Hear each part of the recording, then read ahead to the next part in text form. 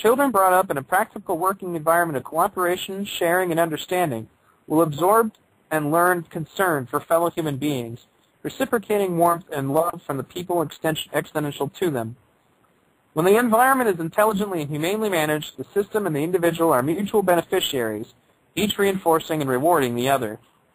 In a resource-based economy, children will live in a world with values far different from today's. As a result of this education and environment, they will possess a flexibility of attitude and mind that will enable them to evaluate new and different ideas. The earlier the exposure to science with human concern, the better prepared children will be to take their place in the cybernetic world of the near future. Science and education, when devoid of a social conscience or environmental and human concern, are meaningless.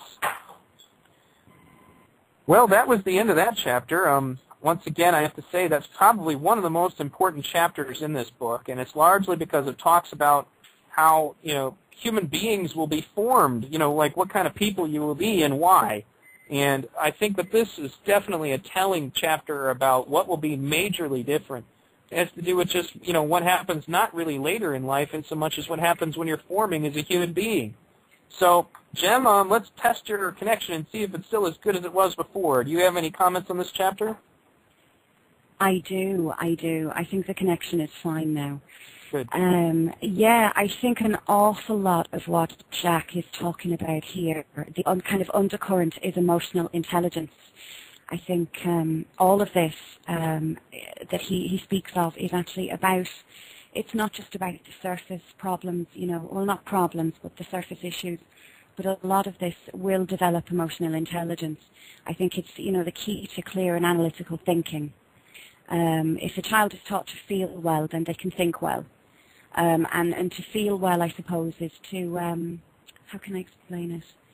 To see things in a more precise manner, to be very analytical of even the way they feel inside themselves.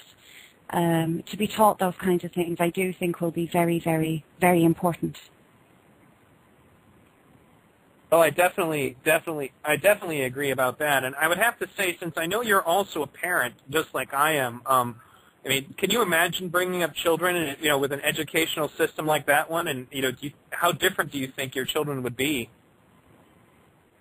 Wow. I have a son who I think is already halfway into the Venus Project. They would both benefit so much. They would be different children.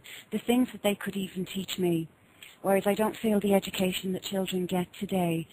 I fully believe, you see, that a child should be able to come home from school and teach their parents something. And my children, when they come home, they've nothing, to bring to enrich our home lives with. And that's not their own fault. It is very much to do with what they do at school. I ask them, what did you do today? Oh, nothing really. And that itself does tell you that the education system is wrong. If a child isn't enjoying it, then what is the point?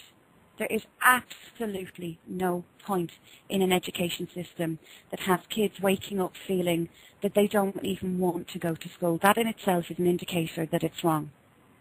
Yeah, I definitely remember when I was a kid, not only did I not want to go, I wanted to get the hell out. I would count every minute until I was out the door. And it wasn't because I was stupid. I only missed 2 on one of my science classes, their tests. And, but the whole system and the way it was designed, it was just like a whole lot of people who didn't want to be there, from the teachers to the students. And unfortunately, one of the other things you learn about the monetary system as it affects, actually, I'm hoping to be able to show this documentary at some point, but it's a PBS documentary, and it's called Declining by Degrees, Higher Education at Risk. And it talks about how our higher education systems that are largely basically affected by the profit motive in the monetary system are even worse. I'll get into that in a little bit. I want to go on to James. What were your opinions on this chapter? Well, actually, just to go on to what you were saying earlier on, I remember you were in the show that you had Roxanne and Jack on. You actually went into how you had basically been, in some ways, ostracized, in some ways just kind of well, you said people had been beaten on you for having a large vocabulary and whatever else. Like, that's an incredible symptom of an incredibly messed up educational system in which people can be treated that way for something about themselves that's good. Like, I found that incredibly interesting. But just on a general basis, like when we talked about technology a few minutes ago, the kind of the general kind of consensus was that people didn't understand technology to a degree that they could really comprehend what it was. And I think that it comes down to pretty much all faith-based idea systems. It comes down to when you have an idea about anything, about the sun you mentioned, about everything, it can be corrupted by your own frame of reference, which kind of comes down to this emotional flawed kind of character that you have been made to form. So when you look at technology, you have to expect kids in the future to essentially be able to look at it with eyes that have some understanding anyway as to how that technology came about, you know, and that situation would be eliminated immediately in that circumstance. So I think it's just once again about us kind of mysteriorizing things that are beyond our own capacity for understanding, really. You know, to comment on what you were talking about that, actually, that's a very common thing in the United States. It wasn't just unique to me, but the smart kids are the ones who get picked on. You know, absolutely. I was the same. Yeah. I'm actually to this day, and I came out of like the almost the last level, like the SAT, I'd imagine is what it equates to in American terms.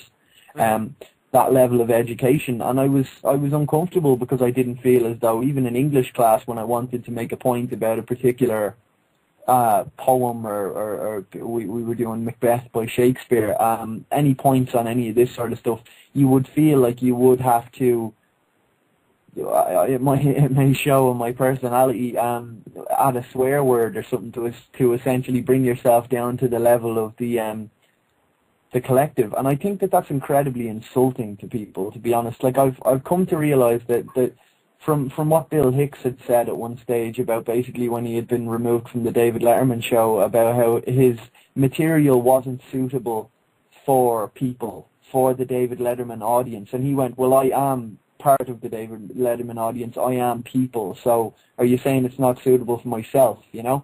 So I think it comes down to people not seeing one another as similar to they are, so they kind of they dumb things down or whatever else. And I think people tend to be kind of against things for the sake of the collective as opposed to their own opinion, or things they don't understand once again getting in the way of their wanting to understand it is the fact that they kind of mysteriorize it and make it something horrible or whatever else. Like, people often mistrust intelligence, and I think it's one of those things that happens in schools, is that the less, and I don't equate vocabulary to intelligence in many ways. I just think that it's an interesting point about it, as well as the fact that if somebody is intelligent in school, they'll band together with people who are intelligent in school, even in terms of linguistically intelligent as opposed to mechanically intelligent or whatever, and these things will happen that way. So I think... Well, yeah. I mean,